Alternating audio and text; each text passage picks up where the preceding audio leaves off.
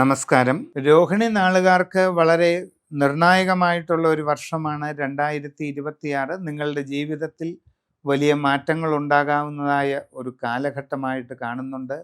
സുപ്രധാനമായ turning point വന്നു ചേരാവുന്ന ഒരു സന്ദർഭമാണ് വരുന്നത്.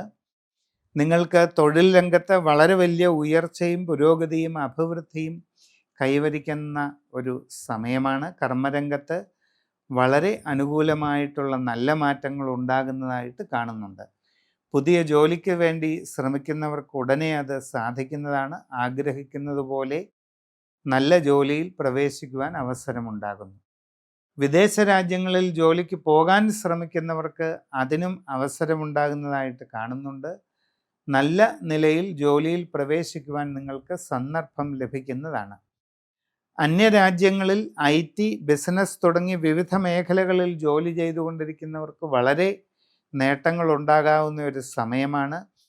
നിങ്ങൾക്ക് നിങ്ങളുടെ ജോലിയിൽ സ്ഥാനക്കയറ്റവും ഉയർച്ചയും പുരോഗതിയും ശമ്പള വർധനവും ലഭിക്കുന്നതിനോടൊപ്പം ആഗ്രഹിക്കുന്ന രീതിയിലുള്ള വാസസ്ഥാനം ലഭിക്കുക, നല്ല വാഹനം, ജീവിതത്തിൽ കൂടുതൽ സൗകര്യങ്ങൾ അവിടെ ലഭിക്കുക തുടങ്ങിയ ഒട്ടേറെ ഗുണാനുഭവങ്ങൾ ഉണ്ടാകാവുന്ന ഒരു ലക്ഷണം കാണുന്നുണ്ട്. ബിസിനസ് രംഗത്ത് പ്രവർത്തിച്ചു കൊണ്ടിരിക്കുന്നവർക്ക് വളരെ നേട്ടങ്ങൾ ഉണ്ടാകുന്നതാണ്.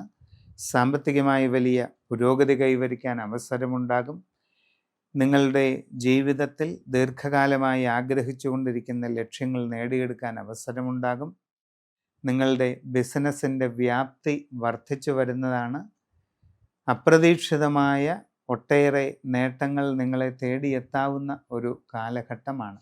വിവാഹ ആലോചനകൾ നടക്കുന്നവർക്ക് അധികം വൈകാതെ തീരുമാനമുണ്ടാകുന്നതാണ്. ജീവിതത്തിൽ വളരെ സന്തോഷവും ആനന്ദവും അനുഭവപ്പെടാൻ സാധ്യതയുള്ള ഒരു കാലഘട്ടമായിട്ട് കാണുന്നുണ്ട്. കലാരംഗത്ത് പ്രവർത്തിക്കുന്നവർക്ക് വളരെ സമുന്നതമായ നേട്ടങ്ങൾ കൈവരിക്കാൻ അവസരമുണ്ടാകും.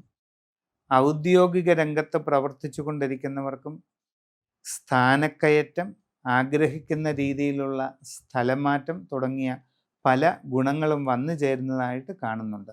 എല്ലാ കാര്യങ്ങളിലും വളരെ ആലോചിച്ച് ശ്രദ്ധാപൂർവം തീരുമാനമെടുത്ത് മുമ്പോട്ട് പോകേണ്ടതായ സമയമാണ്. ജീവിതത്തിൽ വളരെ സുപ്രധാനമായ മാറ്റങ്ങളുടെ കാലഘട്ടമാണ്.